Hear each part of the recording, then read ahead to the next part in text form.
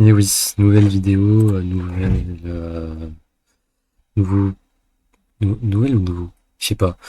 Mais en tout cas, c'est une nouveauté previews sur les playoffs. Donc, je m'excuse aux peu de gens qui me regardent. Si j'ai pas pu faire un récap de la fin du groupe stage, pareil pour une preview des play-ins, ça j'ai pas pu faire.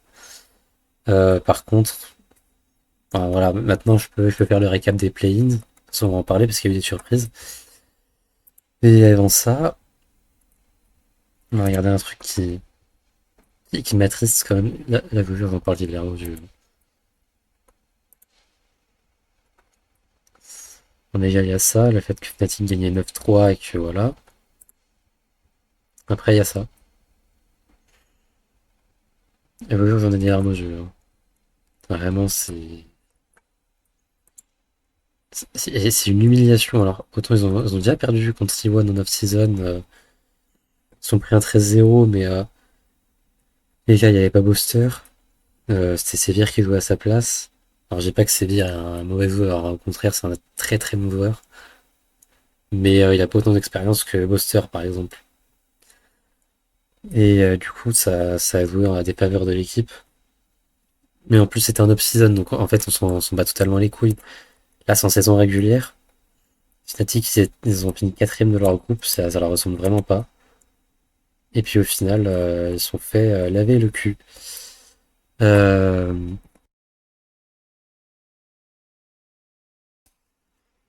et puis du coup, voilà, bon, c'est à peu près tout ce qu'il y a à dire. Le reste, j'ai même pas réussi à me souvenir de s'il y avait des matchs importants, tellement ce match m'a matrixé.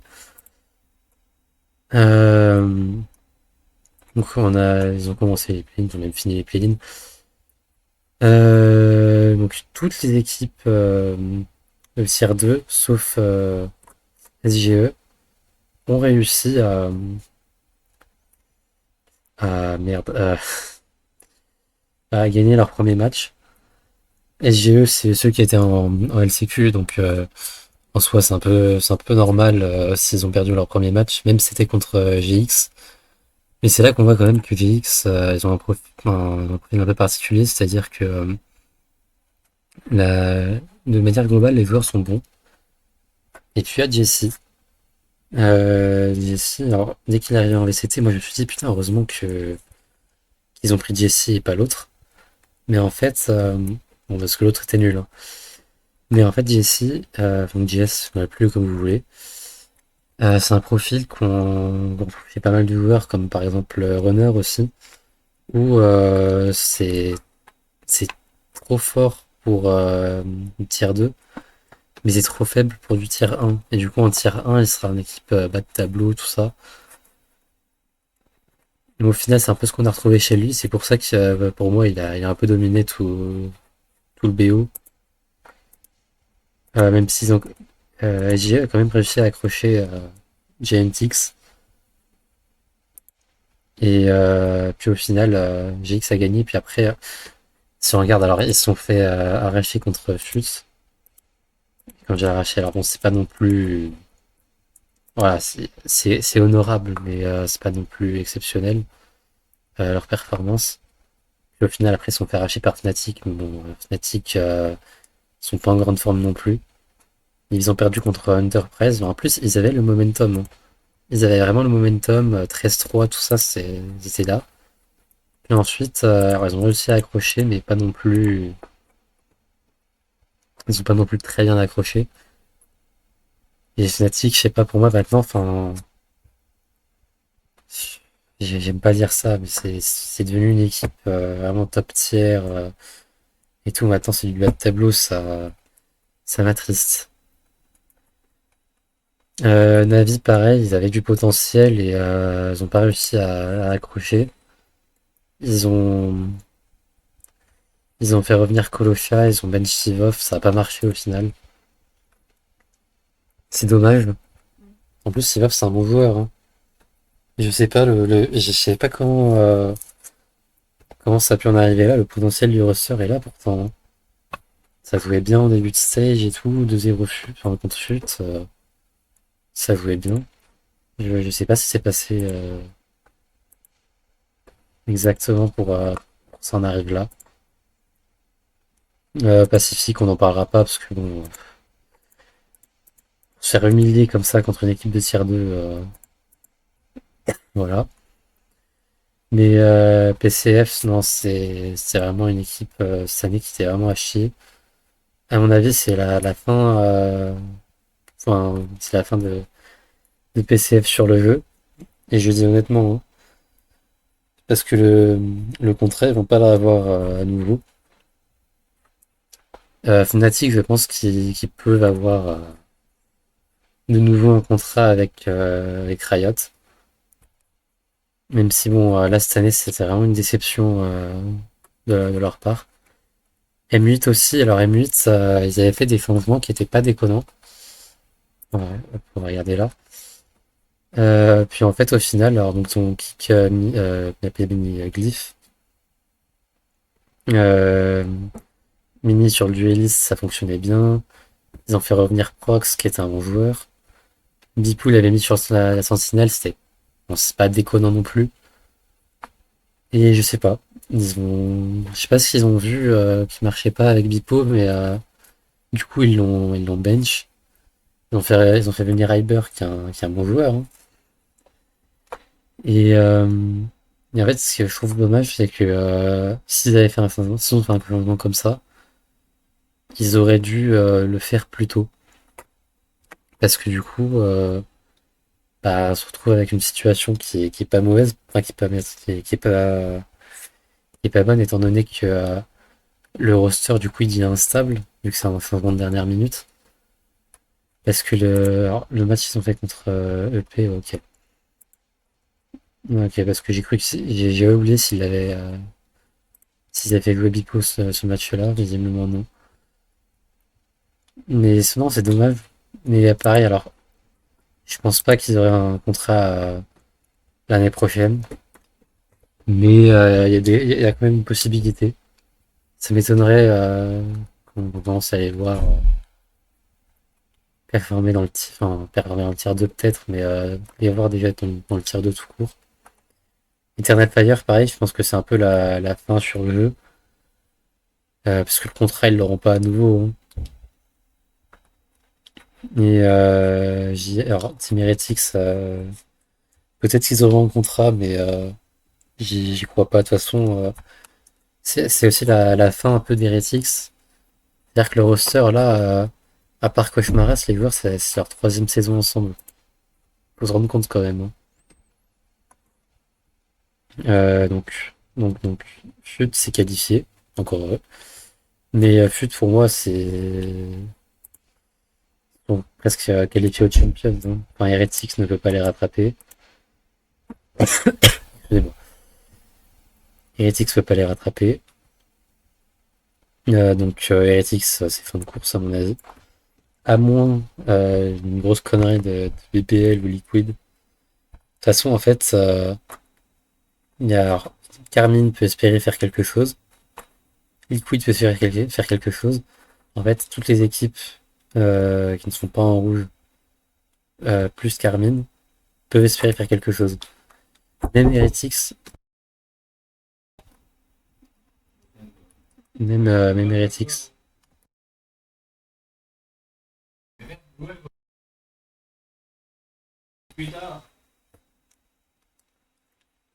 Donc même Heretics peut faire quelque chose, hein, mais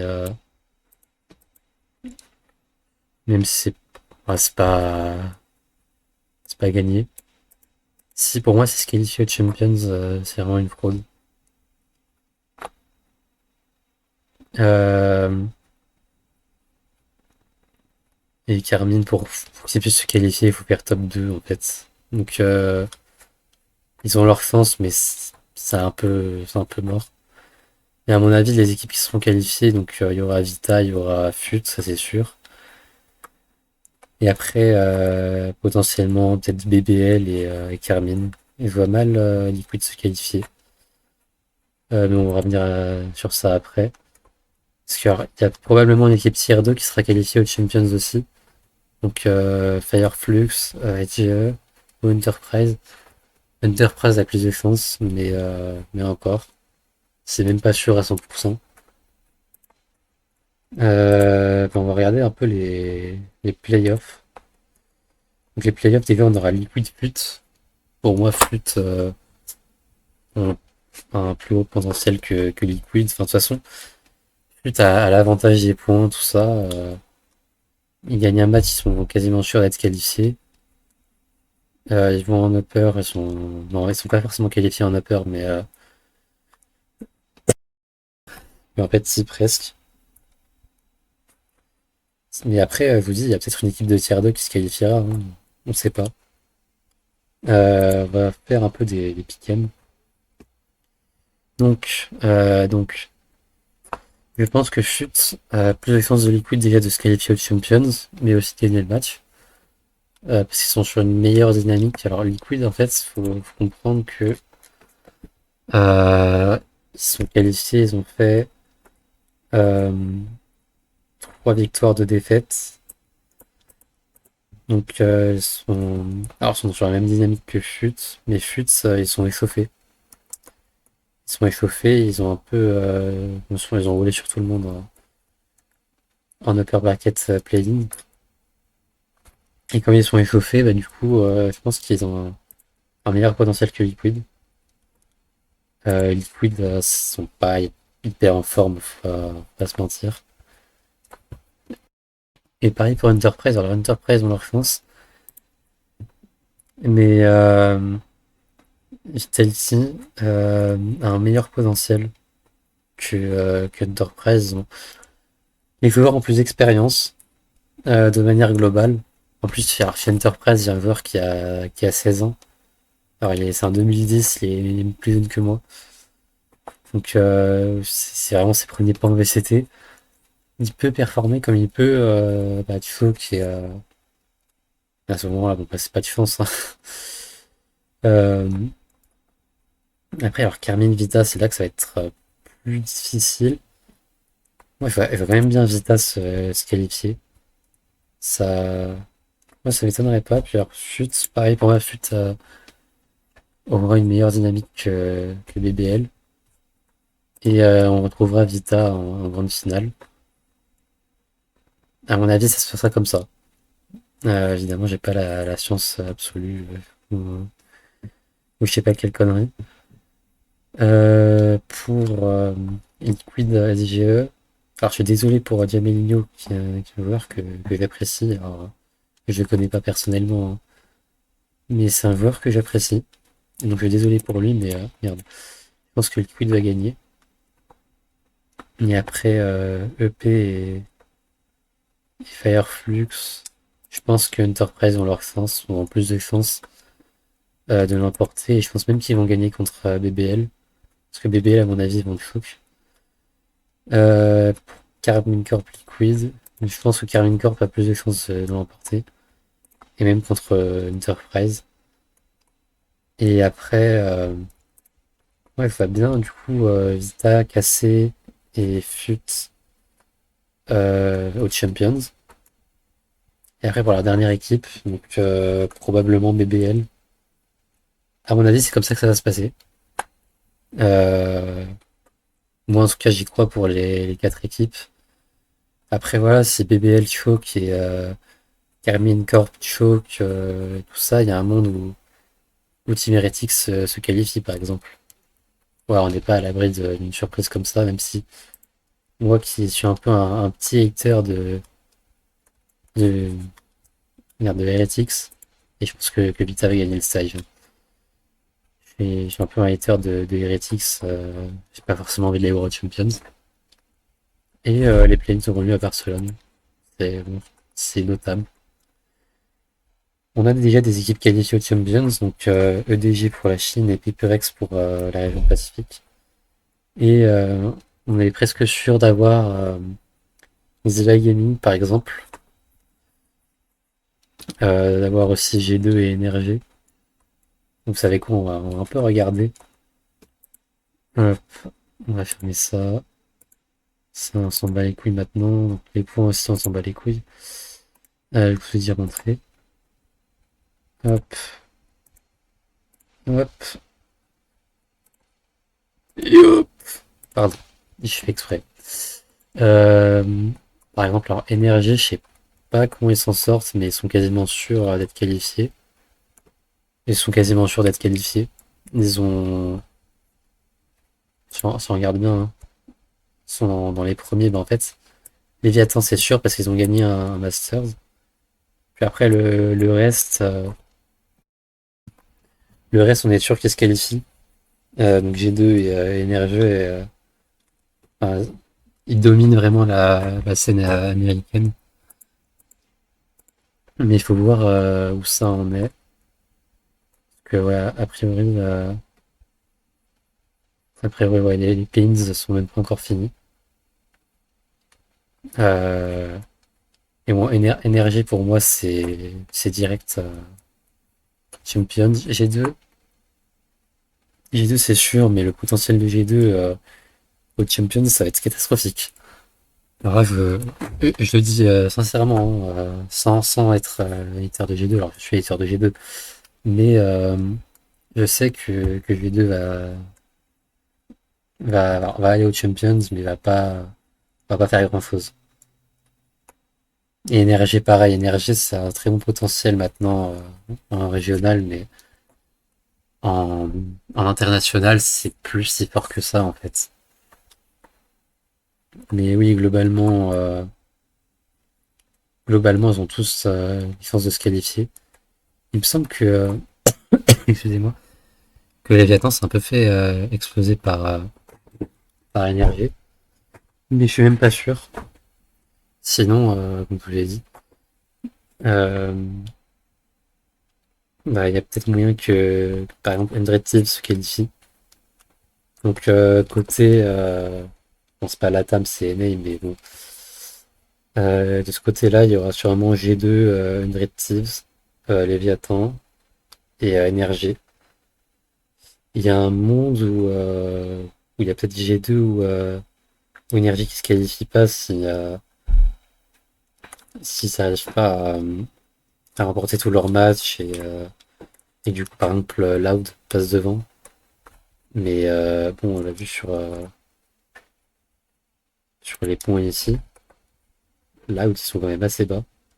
Donc pour moi, ça restera peut-être entre Undred Thieves et Furia. Et MIBR aussi peut-être. Et MIBR, il y a moyen. Pour ce qui est de la Chine, alors je regarde pas trop la Chine chinoise. Bon, la ZNL non plus, mais non. Bref, c'est bon, les play-ins se passent pas très très bien pour les équipes du tier 2. Pour les playoffs, on a déjà des résultats.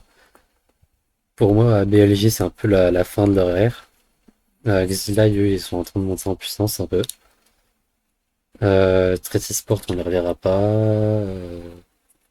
À mon avis, Nova va pas se qualifier non plus. Je ne connais pas assez bien ces chinoises pour affirmer les trucs. Moi, je sais juste que EDG est sûr d'être qualifié. Mais, en fait, All Gamers est quasiment sûr d'être qualifié aussi, en fait. Faut juste voir quelle sera la dernière équipe. Parce que alors DRJ, j'y crois pas trop. Je vais voir comment ils sont sortis. Ah ouais, non, c'est aussi catastrophique, en fait. Seed Decider, je sais pas, c'est spécial en Chine, hein. C'est pas le même circuit exactement. Mais je crois qu'ils sont pas sortis des play-ins. Ils sont pas sortis des play-ins. Ce qui est dommage. Mais globalement, en fait, ce sera probablement une de ces deux équipes. BLG, j'y crois pas. Je connais vite fait des. Non, BLG, je connais vite fait. Et j'y crois pas. Et pour ce qui est du Pacifique, alors donc Team Red Force va se qualifier, ça j'en suis sûr. Après pour le reste, bah voilà. Il y aura probablement T1, donc Team Red Force, c'est les DRX qui va sortir les, les play-ins. Après qui va se qualifier, je sais pas. Euh, PaperX, c'est l'équipe qui a le plus de points au monde. Et donc Team Red Force, ils ont quand même pas mal de points, T1 aussi. Donc, ils ont plus de chances de se qualifier. En plus, donc Team Red Force a gagné un Masters. Donc normalement, c'est bon pour eux. Et après, ça se jouera entre tout le reste. Peut-être global, mais bon, c'est un point, c'est pas énorme. Si on regarde un peu les équipes qui sont qualifiées en playoff, il y a PaperX évidemment. Et j'aimerais bien voir GNJ, moi. Mais global serait pas mal. Varel aussi serait intéressant. PaperX, eux, ils sont pas dans une aussi bonne dynamique qu'avant. Mais après, ils jouent sans trop de pression, quoi. C'est pas. Moi, ça me fait pas non plus de les voir en 3-2. GNJ, pour moi, par contre, non, en fait, je pense que GNJ va se qualifier, c'est même sûr. Et j'ai vraiment envie de voir GNJ performer pour les playoffs. Et pour aussi les Champions. Et voir aux Champions, ce serait sympa, je pense. Non, vraiment, j'ai hâte de voir comment ça va se terminer ce stage 2. Et puis, je vous ferai une preview pour les Champions dans tous les cas. Donc, je vous dis à une prochaine.